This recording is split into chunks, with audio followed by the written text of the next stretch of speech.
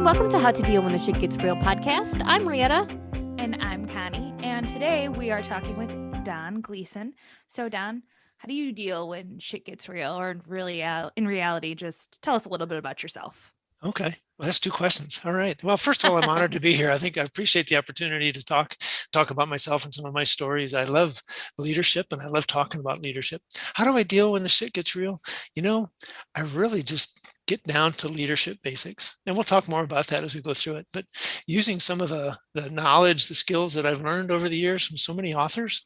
And while I'm a John Maxwell team member, I just got so many different books I've read. It's so much fun. You said, Connie, you're from Chicago. I'm from Madison, Wisconsin. I grew up there, went to University of Wisconsin, and just had a great time growing up playing football. My dream was to be an NFL football player. And then my freshman year of college, when I got an F on my third econ exam, I walked off the team. I had walked on, I walked off, and then I was going to go back in the spring, and I just never did. And now that I have as many knee problems as I do, that's probably a good thing. So that would have been brutal.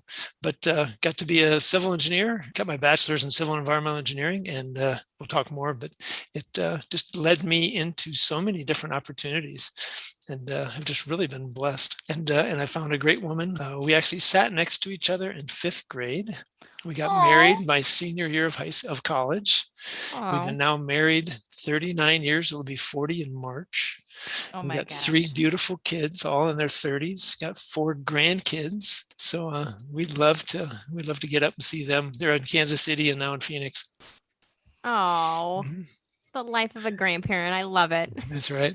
So why don't you tell us a little bit about your 27 years in the Air Force and your job as a civil engineer? What was funny is I never planned on joining the military. I talked to so many friends of mine who, all they wanted to do was join the service. It was never my intention. My 2 brothers were enlisted in the Air Force, and that was the last thing I wanted to do. But on graduation day from college in 1982, I had 454 letters from companies saying, "Thank you, but we're not hiring right now.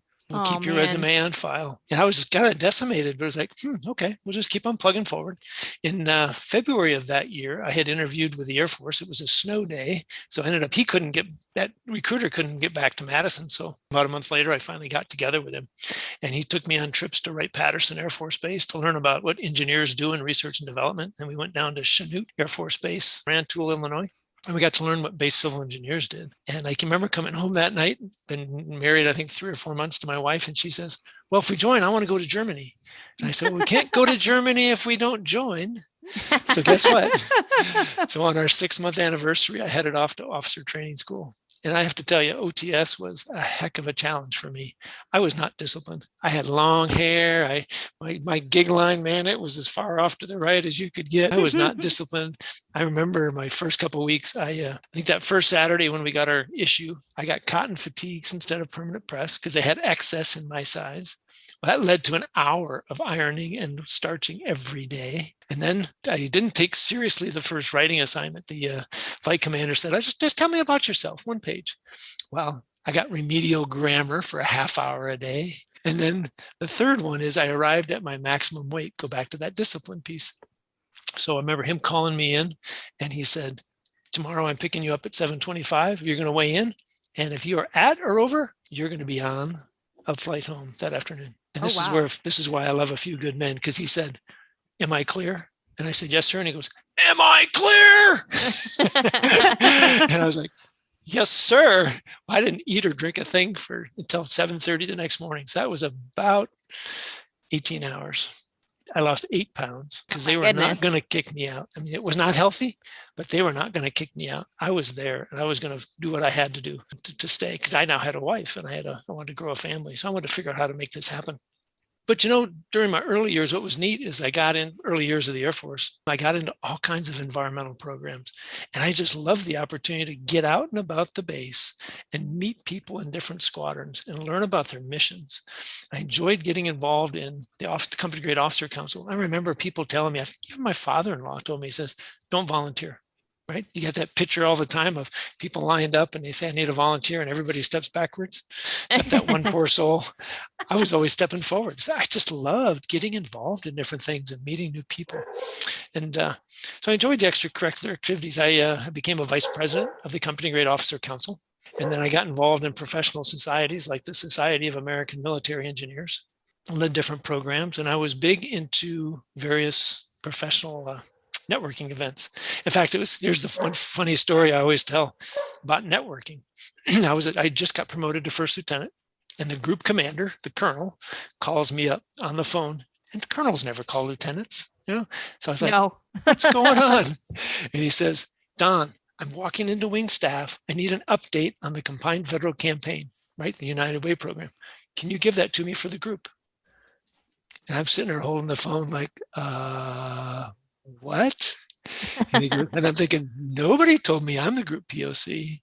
Mm-hmm. And he kind of about 15 seconds, it felt like an eternity, but about 15 seconds, he goes, Don, I'm kidding you. I didn't assign somebody. Now, right there was a great leadership lesson. He didn't say my lieutenant. He didn't say my secretary. He didn't say my deputy. He said, he took the responsibility. Mm-hmm. It's like, I didn't assign somebody to be the POC. Could you take this on for me? Now, he didn't direct me. He asked me, could you take this on for me?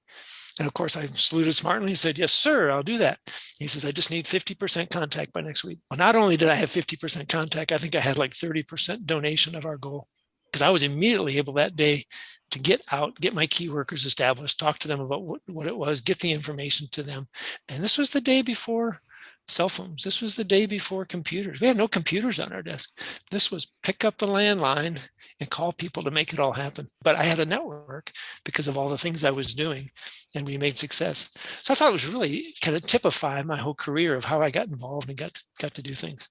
I guess that's probably the best thing about my 27 years. So as civil engineer, we got to do all the maintenance of the base infrastructure. Though I really got to focus in on the environmental programs. And we'll talk more about that. Yeah, I've heard, there's so many different types of engineers. And I don't think until we emailed you that I had heard of a civil environmental engineer. So what exactly is an environmental engineer? Here's the fun part. Everybody says there really is no such thing as a civil engineer, right? Meaning the mindset, so to speak. So it's kind of like the old infrastructure engineer. So we maintain all the roads and the commodes, the facilities, the power, the water, the air conditioning, the heating, any of the renovations, but anything to do with a facility. Now, a fence is a facility, a pole is a facility. So just about anything that's planted in the ground or operates is part of that. So we have squadrons. When I commanded 3 squadrons, one had 100 people, one had 225 people, one had 350 people. So depending on the operation of the size of the mission, different people. So electricians of all types, utility guys of all types, even the water and wastewater, which was where I had really planned on being when I graduated college, designing wastewater treatment plants. Wow. I didn't know those things had to be designed, but I guess it does make sense. They have to work a certain way. That's right. You have to size it all properly for the amount of water that's coming in and the amount of water you can go out and the amount of effluent coming in of the different types, suspended solids, biological oxygen demand. Now we're getting real technical. Wow. Yeah. That's really interesting, though. It's what got me excited. Can you tell us about your environmental awards? How does that work? How did you win them? Why did you win them? Because the whole thing is very interesting. Yeah. I gotta take you back all the way to the 5th grade. Yeah. I'm gonna talk a lot about determining what you want to do. And for me, it goes back to the 5th grade. Remember in 1970, the first Earth Day, Senator Gaylord Nelson from Wisconsin had developed that and got it through and proclamated for the US. And I can still close my eyes and see myself sitting in that room, looking out the window, snow on the bushes. No, this is April, but it's Wisconsin, snow on the bushes. It's a beautiful day. But the projects we did that day got me all excited about, how can I help clean America's waters? And this is where I got really excited about. As I went through high school and college, I was really good at math and science. And I got into college and we got into designing wastewater treatment plants and water treatment plants. And I saw that as a way to clean up the effluent, the water coming out of the city or the companies, right, that was dumping into the lakes and streams and polluting the river and killing the fish, having impacts on the people. And you remember, all of a sudden I can't think of the city up in New York that had the underground pollution in the groundwater and caused so much trouble, just like up in Flint, Michigan with all the lead in the water. So we've had a long history of those. So I saw those things happening. I said, I want to help fix that. And I got to do exactly that. So some of the programs I got to run that led into the environmental awards is the first thing that my boss gave me up at K.I. Sawyer in Upper Peninsula, Michigan was, I want you to go around and inventory all the underground and above ground storage tanks. I had to kind of look at him a little bit. Really? And he goes, yep, we don't know where they're all at. I said, okay. Huh. Wow. I is, can't imagine them not knowing where all of their, it's like, whoa. You would think, right? Yeah. But as I started going through it, all of the records were incomplete. The facility drawings were incomplete. Oh, no. So I would literally go to every building and walk around the building looking for some type of inlet or outlet, poking up a vapor tube, something to tell me there was something underneath there. And then I would go inside the building and I would start talking to shop supervisors to see what could they possibly be thinking of as where a tank exists. And we found, oh man, there's 150, 200 tanks. Probably half of them we didn't know they existed. Wow. So that led me into now writing the Spill Control Prevention Countermeasures Plan, SPCC, which is basically, how to prepare for, prevent, and respond to spills. So that got notoriety from the Inspector General when they came down and did an inspection. And then you might have heard of Superfund. Is that right? Have you? Back in the days. So we had a program called Installation Restoration Program, which was the Air Force version of Superfund, which is CERCLA, Comprehensive, I have to look it up, Comprehensive Environmental Response Compensation and Liability Act.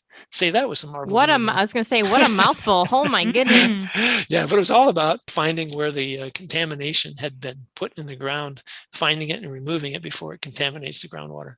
So I was leading that effort. And I think almost every Friday I was talking to the group commander, getting things on this. That same group commander who had given me the task for Combined Federal Campaign, and then his successor getting approval to get money to go do different things to track that down. And we even discovered a trichloroethylene spill, TCE, is coming out of one of the hangars. So I was working with the United States Geological Survey, USGS, to find that, track it back down so we could clean it up. We had to stop the source, but we didn't know where it was coming from. Oh my goodness. All of those different things led me into figuring out how to stop pollution, right? Goes back to my 5th grade piece. I want to stop pollution. So I started a staff assistance visit program, and I went around the wing to each shop, talking to them about the hazardous materials they were buying, how to minimize the order. Because what happens on the last day, which was like last Thursday, the last day of the fiscal year, you have all this money, so you buy all these materials, and the shops have like 10 times more hazardous materials than they need. Well, if we could zero that down, then we wouldn't generate all this waste a year later. So we started really walking through with them on all the rules and how to get in touch with that. So as I did very proactive on that, and I had some great bosses who really just let me run with the programs. I got recognized with the Strategic Air Command Environmental Engineer of the Year Award in 1985, and the Thomas D. White Environmental Quality Award in 1986. And the funny thing was, the day that they announced the second one, my boss walks in and he goes, "Hey, congratulations, you just got notified about this. And by the way, we have a problem on the north side of the base. We just found some World War II chemical test kits, live mustard agent and live tear gas." Oh no. World War II. Oh my He gosh. says, "We got a team coming from the Army out in New Jersey, and you're going to be the base point of contact. So no time to celebrate the award. Get busy." Oh my goodness. That, okay. But I True military fashion. Yeah, exactly. So I had developed a great relationship with the state of Wyoming and the EPA Region 8. So I was able to call them up and say, "Hey, I got this situation. Just want to let you know." And they basically said, "Don, you've been so good over the last 2 years. We know you're going to do it right. Just keep us engaged." And I had talked to the wing commander. He did not want to tell him. But I was like, "Sir, you got to tell him. It's going to come out in the news. It's going to be out everywhere. Yeah, So let's get ahead of it." And so I was always a very proactive communicator with the regulators, which didn't always go well with the operational folks of the military. But I think, doesn't surprise me. Yeah, but truth is always the best. So I was able to do that, and we got them cleaned up. One bad day out as they were working on it, all of a sudden the guy was in the hole doing some digging, and all of a sudden he comes running out, and they're dousing him with water, and they're setting up a decontamination line. I'm like, "What happened?" He goes, "They broke into one of the vials, and he got some tear gas." Oh no! It was live agent. It was high concentrations, because that's what they used to prepare people for World War II. Yeah. So yeah. what I was also blessed to do was win several major command leadership awards. So when I was at the Air Force Institute of Technology, getting my master's degree, when I was a base civil engineer, I was up in Malmstrom Air Force Base, Montana. I got the Lance Saijan Field Grade Leadership Award. And when I was in headquarters USAFE at Ramstein, Germany, we were preparing for the execution part of our Operation Iraqi Freedom. And I got leadership awards for all those. I was pretty blessed over time to really be in the right place and do some of the right things. And your wife got to go to Germany. Yes, she did. Would you believe we've been there twice? We spent 7 years. Oh, I love it. In fact, I have those Bavarian hats, they nice. do it on. I got 2 of those with the pins all over them. I say, this is my European vacation. I love it. I just have to ask out of curiosity, when you were doing all those tank checkings and all that, did you ever look at the water cribs in Chicago? Was that ever part of you checking all the tanks, or did they not include those? I'm trying to think of what a water crib is. It's literally offshore tanks where they kept the water supply for Lake Michigan. Yeah, no, we were 30 miles inland from Lake Superior. So we weren't anywhere near Gotcha. Lake Michigan or Lake Superior. I just had to ask because those are very weird anomalies as they are. So I was like, did you go in one of them? Because I want to know more about it. Wouldn't that be cool? Yeah. I've been jealous of some of my Navy and Army buddies with some of the stuff environmentally they got to do. So, and they were jealous of what I got to do. So it's kind of neat.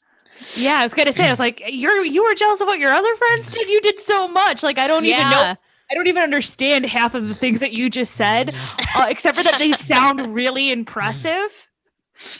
It was exciting. I remember I got together at the 6-month point after getting in the service, and then about 2 years later, and I was comparing what I'm doing with people, my peers out of college and from high school to college that were with McDonnell Douglas helping design planes, and the mechanical engineers designing mechanical systems. They were doing nothing like I was doing. They were still carrying toolboxes or watching other people design, and I was out leading programs. So I was really glad that I got in the service. Back when that guy who said I don't want to join the service, I would not be where I was today, where I am today, if I had not gotten in the service and taken that step forward. In fact, I posted something on social media this morning. You get a turnaround time or turn back time when you have the option to walk in that door or step back. And it can be scary walking in that door, but when you do, you have no idea what it's going to release into your life. And I think that's exactly what happened when I joined the service. It changed my whole life.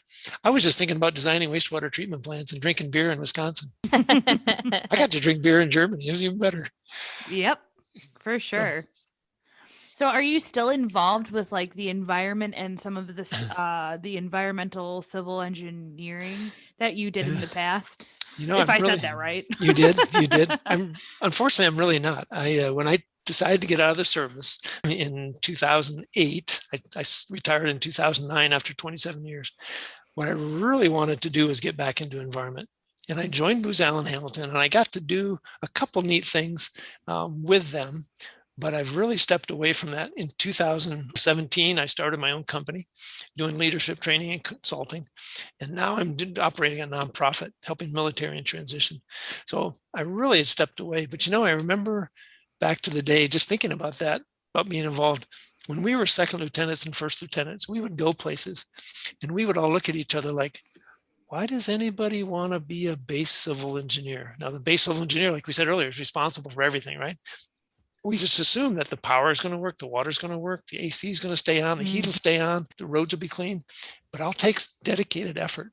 And every time they go out, our boss would get beat up. And we're like, why do we want to take that job? It's just going to get beat up. But when I got to be a major, I got to be the chief of operations at a base, and I got to see the impact I could have on the mission.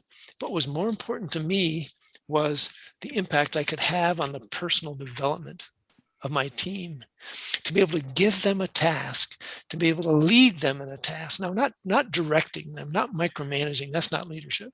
That's management. You manage things, you lead people. I got to lead teams and do things that I never thought we would get to do. And to see them succeed, to see them grow, to see people step off of the right path in the military and now be in front of me as a commander, getting an Article 15 or getting a letter of reprimand.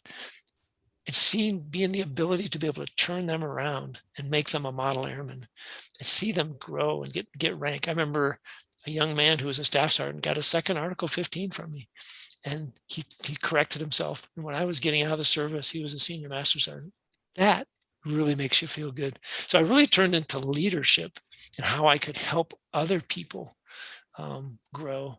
I remember being assigned a team of technical experts to lead a source selection for an environmental contract. Now, these were all technical experts. They were really, really smart, but their bosses didn't want them in their office. They didn't get along with others. So I had to figure out how to meld them together as a team and lead them in the right path to make the proper source selection. And we did. And then I got an opportunity as I was back when I just made that lieutenant colonel after being a major in squadron command. I got my second squadron, bigger squadron.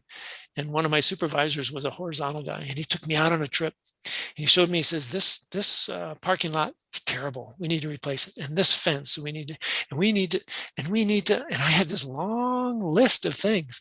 So I was getting out of the car and I said, so what do you want to do with all that information you just gave me? He goes, I don't know. I tell every squadron commander coming in that we got to fix all these things and nobody ever does anything with it. I said, well, I'm going to do something with it. I said, I need your help. And we created a briefing and we gave the briefing to the wing commander. Now, we didn't have a lot of money at the wing, but I gave the briefing of all the things that needed to be fixed. And there was lots. And the wing commander was so impressed. He forwarded that briefing to the two-star general, Air Force Material Command Civil Engineer, Major General, that afternoon. He said, this is the kind of thing my guys are doing. If you can give us some money, and he gave the amount of money, we can fix things down here. And we did. Actually, we spent the next year fixing all those different pieces. And that relationship I formed with that supervisor who had never gotten anybody to take action was great. And then the reputation within his shop, I could go down there and they would do anything for me to make things happen. So we really bonded. And what was the second neat part was you talk about that impact to the wing. Every place I was, the services squadron won best in the Air Force. I don't know why. It was at F.E. Warren. It was at Kirtland in Albuquerque. It was at Malmstrom in Montana. We always won best in the Air Force because we would go in. I said, we'll take care of your facility. You take care of the food service. And they did. And we always won. So that was almost more satisfying to see them succeed. And that, again, that goes back to leadership. So I stepped out of the environmental piece and really became passionate about leadership. I mean, we could use a lot better leadership at least. Yes. Minimum. And hey, the leadership can lead into helping the environment. You never know. It depends on what that person's goals are. Yeah, I think, unfortunately, the way most people are leading, I shouldn't say most, the way a lot of people are leading today is that directing and micromanaging. Yeah. I watched people come after me, how they managed what I had been leading, and they got in and so just a perfect example. I pretty much was hands off on snow control up in Montana. I'm sorry, in Omaha, Nebraska. I was group commander. I was pretty much hands off, but my successor came in, went down to snow control and started directing them where to send trucks and how to do it. And he would almost get out on the truck and show them. I'm like, these guys have 30 to 40 years experience. These guys have won award after award after award. I think they know what they're doing. I don't think you have to tell them. And unfortunately, what happened was when you dictate them like that, they do only what you tell them to do. They don't think on their own anymore. And I think if you take that to the wider scope, we start directing people and not letting them thinking that we as the leader know more than they do, everybody stops thinking. And it was Carl Jung who said, 2% of the people think, 3% of the people think they think, and 95% of the people would rather die than think. And I think that leads partly into it of we've stopped people from thinking. So we have to be careful as leaders how we lead people. It goes back to that colonel, and he said, he didn't direct me to pick up the Combined Federal Campaign. He said, Don, would you take this on for me? Yeah, absolutely. Words make all the difference. Words make all the difference. Actually, at my job, I really connect with what just said, because my boss is like, yeah, I see you as a leader in our department because you think and you ask questions. And a couple of my coworkers, they are just so used to the job, they just do without thinking. So I'm like, oh yeah, nope, I know exactly what you're talking about. And we have to be thinking about the first order effects, the second order effects, because just every situation doesn't always play out just like the last one did. And we have to figure out what's different. So I want to hear more about your mastermind concept and how that Yeah. plays into you helping with military transitioning out of the military into the civilian world. Oh, you bet. So I have to go back to the book Napoleon Hill wrote in 1939 or published in 1939 called Think and Grow Rich. Have you guys read that book or seen that book? No. So what's interesting about the book is Andrew Carnegie in 1919 commissioned a professor out of the University of Chicago, Napoleon Hill, to go interview 20,000 people and find out what the keys were to success. Now, 500 of them were the most successful people of that time. Small name guys: Woodrow Wilson, Teddy Roosevelt, Thomas Edison, Andrew Carnegie himself, or Carnegie, depending how you say it, Charles Schwab, Henry Ford. 12 years after the Model T, he's getting the production line going. So he went out and talked to all these people, and he found 13 principles that led to their success. And one of them is the mastermind. The mastermind is a group of like-minded people coming together for a common purpose. And almost every one of those 500 had an inner circle, a team of people that they could get together with on a regular basis. And they did. They got together. And in fact, today, people who run masterminds, attendance is not voluntary. Attendance is mandatory, because you have to develop that relationship to be able to talk into each other and help each other, and that trust and the vulnerability. So they would all get together and they would help each other achieve the goals. Can you imagine Henry Ford coming in and talking to some of those people about the challenges he was facing on his industry? And then Carnegie and Thomas Edison on inventions. Talk about the brain power in that room. And you would think these guys all know what to do individually. No, we don't. Because in a mastermind, Napoleon Hill says, when two minds come together, they form a third mind. Third mind being much better than either of the others independently. So 1 + 1 truly does equal 3. And I love that. So what we did is we took that concept and we said, how can we apply that to military transition? So my buddy and I were sitting at a transition assistance program. And the CEO said to the people in the room, hey guys, don't transition alone. Now that's a pretty simple statement. And what she meant was, we got plenty of resources to help you. Don't think you have to leave here and not see us again. But my buddy and I looked, Matt Shearer, and I'm going to talk more about him. We looked at each other and said, how can they not transition alone? They come to the transition program that the government leads. They come to all these other transition programs because nobody likes the government program. And then they go home. And they take that folder and they set it on their desk with good intentions. And pretty soon it's in the drawer, and it's in the second drawer. And pretty soon they're 3 months away from transition, separating or retiring, and they haven't done anything. So we said, how can we use that mastermind process to build a community, to build accountability, and help them take actions and get results? So what we do is every 2 weeks, we have cohorts of 8 to 10 people, all ranks, all services, all career fields. We don't make any distinction on that. They come together and we have a process where we walk through and we identify an issue that somebody wants to bring to the group. We ask questions. We don't give advice right away. We're not mentors yet. We just ask questions. We get them to think into their problem. Remember our conversation a few minutes ago about thinking? So we ask them questions and get them to think into their problem and really define it. And that helps us understand it. And then we can give advice. And then walking out of there, we ask them, okay, what 1 or 2 things are you going to take action on to solve your problem? And when they come back 2 weeks later, we ask them, what happened? Did you take it? Did you take the advice? Did you implement it? Was it successful, or do we need to talk about it again? And we have addressed just tons of issues that normally don't get addressed. A couple of these you'll like.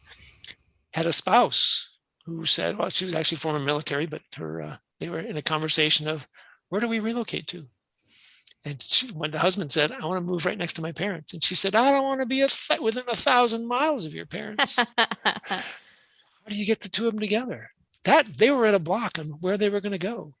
So we talked about the book Crucial Conversations and how to have that conversation, how to keep people in the safe zone of communication. And we gave ideas, and they had the conversation, and they reached an agreement. Oh, that felt so good. We had a young man who got 100% VA disability, but guess what?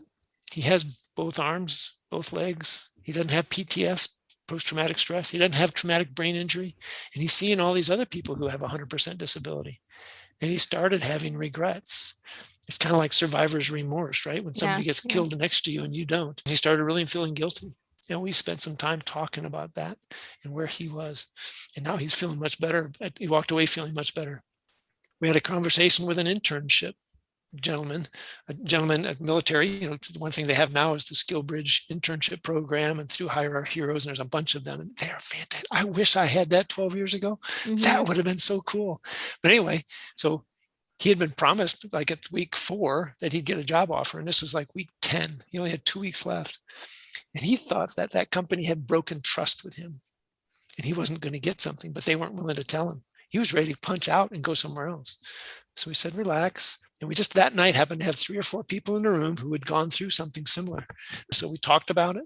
The next day, we set him up to have that conversation. It goes back to Crucial Conversations.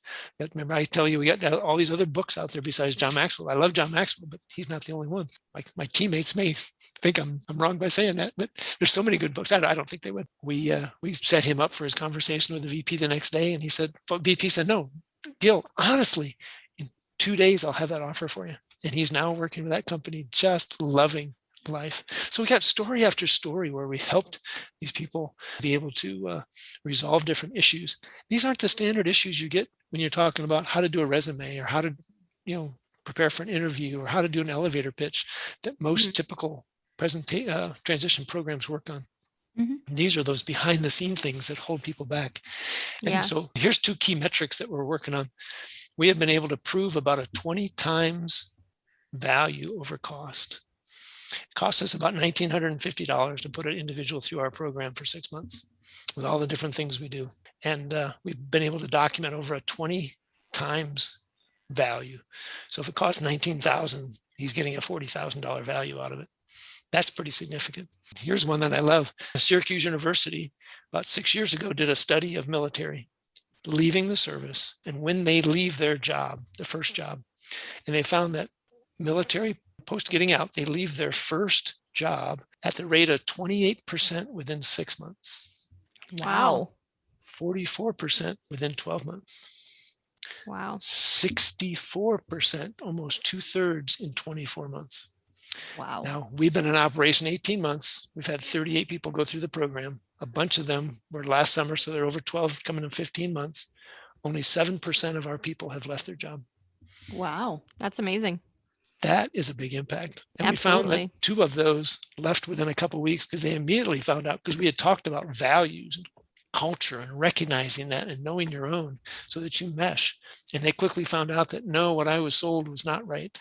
And I do not mesh here. I do not fit here. It's time for me to leave. I'm not even going to wait 6 months. I'm not going to try to make it work. I'm out. And they got another job. So even though we're at 7%, I don't want to justify that.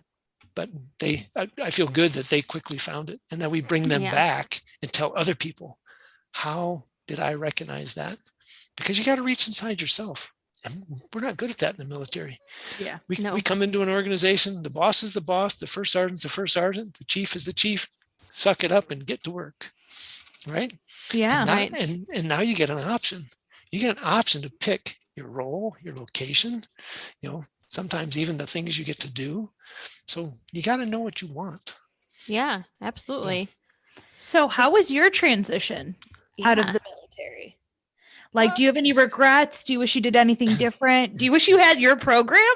I wish I had our program. I wish we had an internship program, but I don't regret leaving when I left.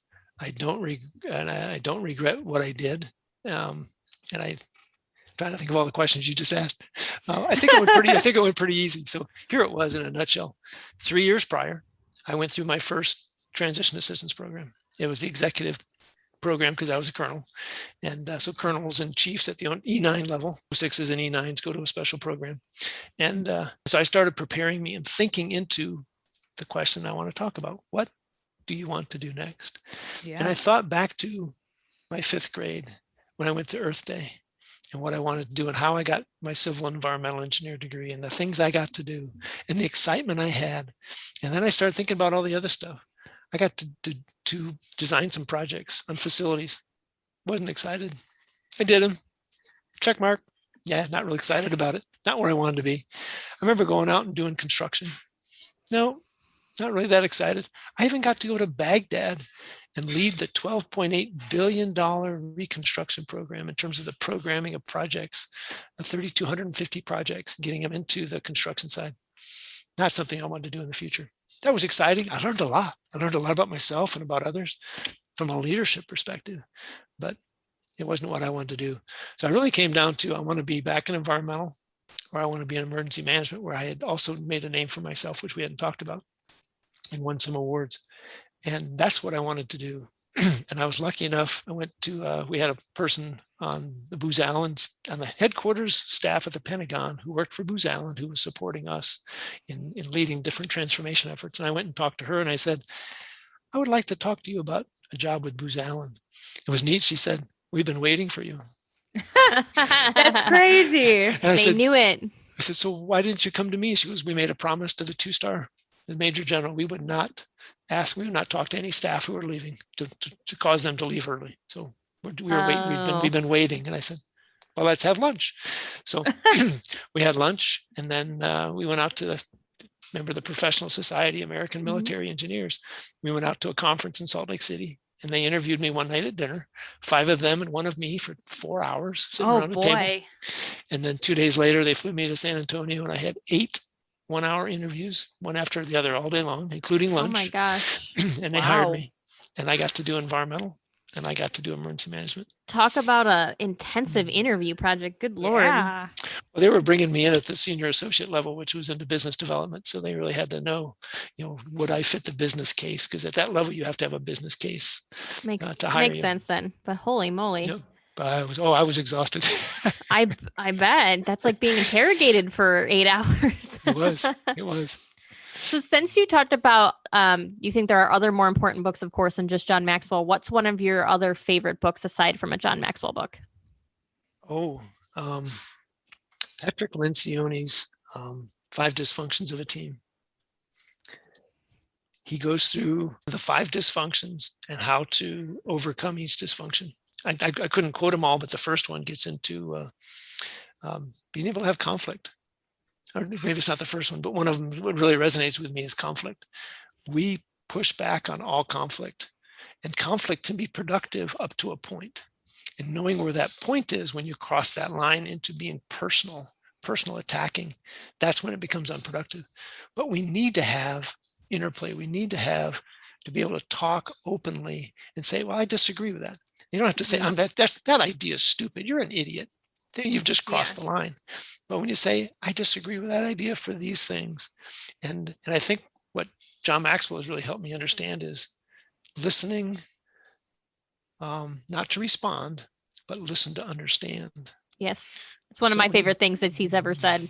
Yes. Yeah. So when you come into that conversation and you just say, I don't like this for the following reasons. Can you help me understand where my thinking is wrong or why you think that this is the right answer? And then sit back and shut up and listen. Yes. And not try to defend yourself, right? Try to defend your position. But today we are so locked in this, I'm right and you're wrong. Yeah. In fact, another book that really impacted me last year was the book, The Third Option by Miles McPherson. Have you heard of that one? Mm-mm. He's an NFL football player turned pastor in San Diego, leads a huge church. And he has come up with, it doesn't have to be A or B, it can be C. We don't have to be liberal or conservative. We can be moderate. Almost every issue. It doesn't have to be Broncos or Raiders. Maybe it can be a good game. We can agree to disagree and just have fun in some situations, or to understand each other. I'm going to have to give my husband that first book because I have a feeling he would like it because their unit is, to put it nicely, very disorganized right now. You would not believe how many organizations that fits. And Patrick Lencioni does a great job writing it because it's a story about a person being brought into a company to fix the dysfunction. And she walks through step by step by step. The CEO is a female, walks through step by step by step how she fixes it. And it's really well done. And Patrick Lencioni runs most of his books in a story. I like that. I like it. Yeah. I think my husband will like it. I'm going to tell him to read it. Yeah. Tell him that he should read it. There you go. Christmas present, right? Yeah, there you go. Don't listen to this episode. Yeah, he's going to look at you and say, really, a book for Christmas? Yeah. Says, but yeah, if you read it, I'll give you a beer. Then it'll be a true gift. That's right. Yes. That's right. So tell us more about your nonprofit and how do you find people? What's the nitty gritty of it? Yeah, and how can people help you also? What's fun is I'm actually running two companies, which I didn't think I would ever do, but I have a for-profit company called Achieve New Heights, and then the not-for-profit Military Transition Roundtable. Real quick, the for-profit is about leadership, training, and consulting. Mm-hmm. Leadership consulting using training and speaking and coaching, really about solving the leadership problem that we just talked about, helping people really understand how to be a better leader. The mastermind concept that you were talking about, where you sat down with people, or is that for the is that your nonprofit? The mastermind we're using in the nonprofit. Okay, I just wasn't sure. Thank you. You can use it in both. Yeah. We talk about masterminding a book, like take any one of these books behind that SAME towel there or up there on the shelf, and you mastermind through it, getting people to think into each chapter. But doing what we're doing with the nonprofit even takes it even deeper. Gotcha. So what I'm looking for there is if anybody wants to learn about how to improve leadership in their organization using John Maxwell stories, my stories, other book stories, love to have a conversation with them. But you're really asking about the nonprofit. Mm-hmm. So I think that's become my passion project now. We are connecting with people through programs like 4Block, other transition assistance programs where we help people learn about resumes, interviewing, etc. We connect with them on LinkedIn, people who have put up their transitioning military. We connect with them and we develop a relationship with them. And if it fits, we say, hey, would you be interested in this program? Now, we don't do is come right up on the cold call and say, hey, Connie, I'm Don Gleason and I run the military transition program and I would like you in my program. Here's the flyer, here's the times. Would you come? We don't do that. We don't do cold calls like that. We develop the relationship first, get to know them. Then so when we have some trust, then we invite them in if we think it'll fit. There are some people that it won't fit. There are some people that are not coachable, not teachable. Yeah. We don't take our time on those. We take people who can really benefit. So we've had 38 people graduate, about 43 people in the program now, and we have about 80 people who are working on timing. Is this the right program, the right timing, all those kind of things? And some of them are going to say no, and that's okay. So I think that's how we find them. What we do then is we use the mastermind concept for the meetings every 2 weeks. Then once they come into the program when they come into the program, they commit to be there. That's one thing that we're really working hard on is that commitment. And we feel that. Yeah, we understand that for sure. It's too easy to say yes and then never show up. Exactly. Yes. Mm-hmm. So, and time is valuable. Time is valuable. So just tell me up front, if it's not my program, I don't have time for it. That's fine. No judgment. You go do what you need to do. If you want to come back, you come back. Exactly. So we also, my partner, Matt Shear, is an expert. He's written about 5 books on LinkedIn for military, particularly. And he runs different seminars through Project Management Institute. He runs them on different bases. We did one this last spring across the West Texas. All virtual, unfortunately, on those. We were hoping to be in person, but COVID didn't allow it. So he's really good at LinkedIn and helping people understand how to develop their profile and then use it to network and develop those relationships. And he's taught me a lot.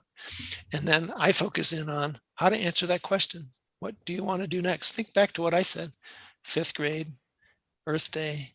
I had a vision as a kid. It ran through every time I got into something that I didn't enjoy.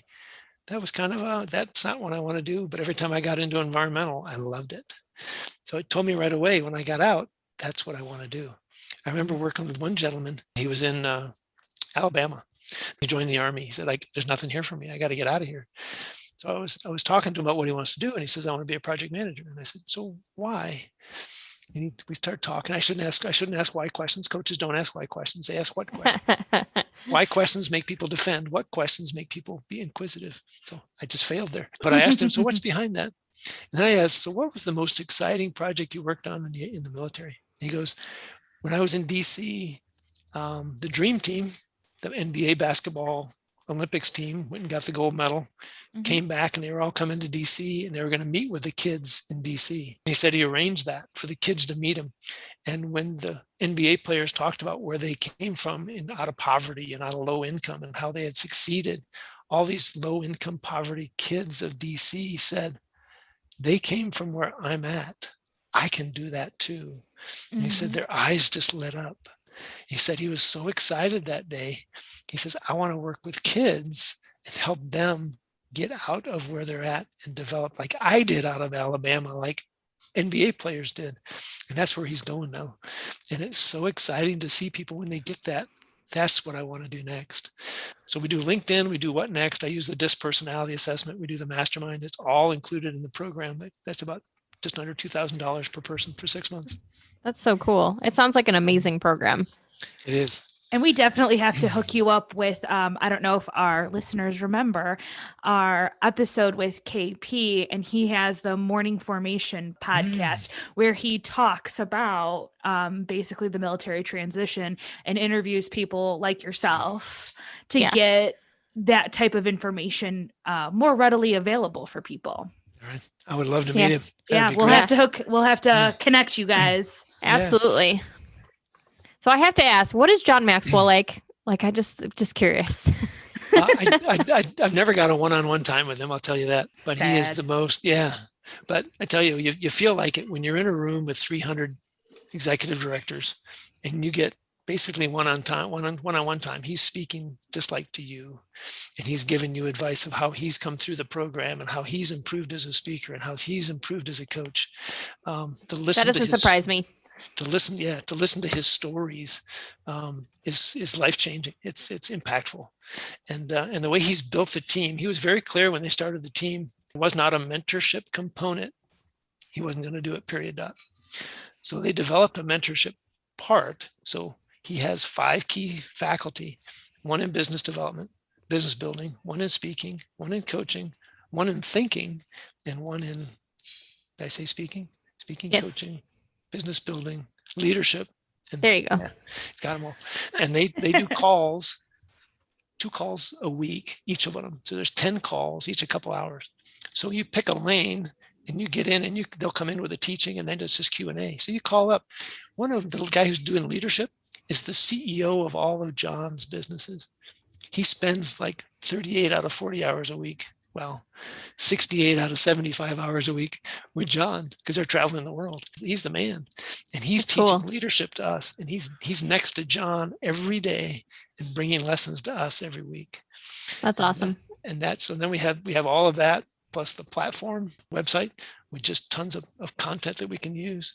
We have a whole peer-to-peer team that's getting mentored by those leadership folks who are now mentoring us. So it's an incredible program with all kinds of different facets, but it's all based upon what he calls the JMT DNA, the John Maxwell Team DNA. And he says it to us on the first day of certification. He's very clear.